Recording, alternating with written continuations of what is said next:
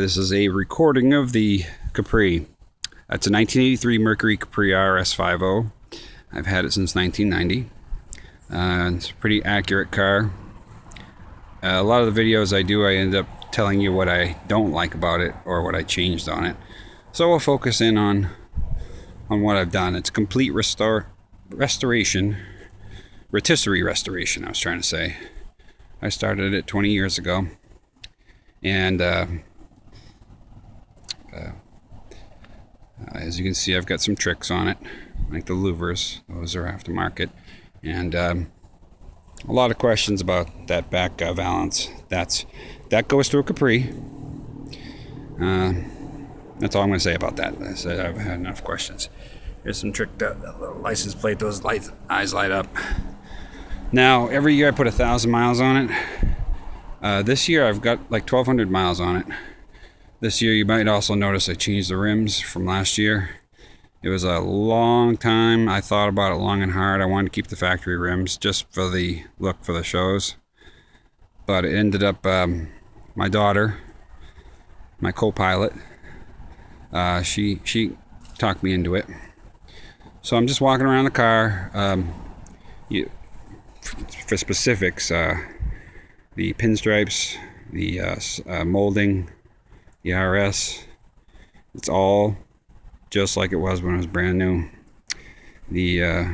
I have a Facebook page, Mercury Capri, and fellow Blue Ford Oval friends. But anyways, the hood scoop. This is how it came with this hood scoop factory. And of course I did some add-ons here. The nose piece. Here's the interest of the question. That nose piece. ASC McLaren built a kit. No, it's not a McLaren nose piece. They built a kit you could bolt onto Capris. Extremely, extremely rare. I got my hands on one and had it put on the car. The fog lights are just what I chose to go with. These little guys right here. A lot of people ask me about those. Those are strobes for the alarm. So if the alarm ever goes off and you don't want it to, this car not only has a Viper, but it has massive train air horns in it, and lights go off everywhere. So I like to talk, just about things that I've done. I did the motor. I built it. I took it down to the machine shop. My uncle and my grandfather helped me build it. They own the machine shop. But I put it all back together myself. Transmission, I did take it out myself. I had somebody rebuild it. Rear end, I did myself. The whole suspension, I did myself. The body work was done by a body shop. I can't paint. The wiring, I remade all the wiring in it. The interior, it's all factory. A lot of questions about the steering wheel. That is the right one. See, I changed the stereo, and I got a couple of cameras in here that you really can't see from outside. But I'd like to be able to see what's going on. Seats. These are. Let's see them. I don't know if I can. I'll try and flip them up. That's a Recaro seat, or what was a Recaro seat. The big deal back then. The upholstery is. I reupholstered the frames. But here's your real RS interior. I know it's not a very clear picture. This is correct. I keep this sticker on. This was pretty cool. It was a fun Ford weekend in 08. This is correct. This is correct. These are, well, the car's dirty, but these I bought years and years ago. They have little slips that go in here. I took them out for racing one night, and I don't know. I've had them on and off, and they're in the air. These weld rims, these were very hard to get in a 4-lug pattern. As you can see, I got some big old needles on the back.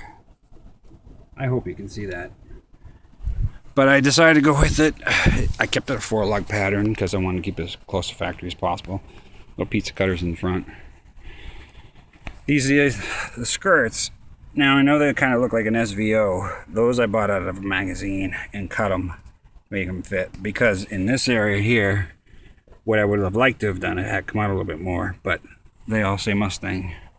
I have nothing against Mustangs. It's just I didn't want any Mustang parts on it. So I hope you enjoyed the video. This is a picture of the Capri. So you can Google it. 1983 Mercury Capri RS50. The license plate, Kong. It's just something that one of my kids chose for me. A long story behind it, but I think if you're typing Kong car or Capri, Kong Capri, you can Google it. Right now, it's number one on Google. If you type in 1983 Mercury Capri RS50, it's the number one video and number one picture of a true Capri.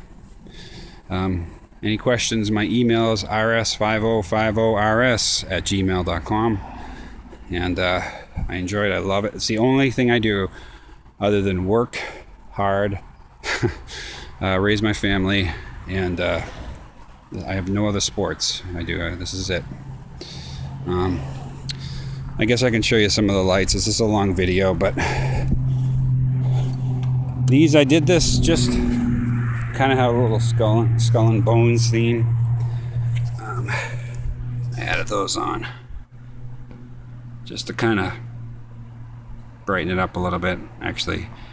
And there is you see it, the backup camera with night vision. And well, it's got a 4-point alarm system in it.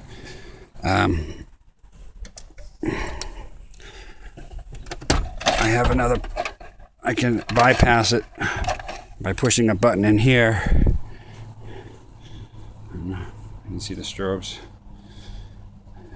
I know that's the last thing I'd want to see if the car was getting stolen or somebody tried to steal it. I will not do the horns. The neighbors will call the police. They're so loud. But it's so the alarm consists of 4 parts. It's got a factory, a Viper alarm, which I think everybody's familiar with. I handmade the air part, the air horns, the lights, and the 4th part is a button. If you push the button in the car, which my son when he was younger pushed all the time, the car will run for 4 minutes and completely die. Then I have to reprogram the computer, and only I know the code. Not that will stop anybody from stealing it, putting it on a flatbed, but at least it'll be heard forever. So hopefully you enjoy the video, and like I said, Google it. It's 1983 Mercury Capri RS50. Any interest in the car at all? Any questions? Feel free to ask me. It took me a long time to get it to where I want it. Thanks for checking it out.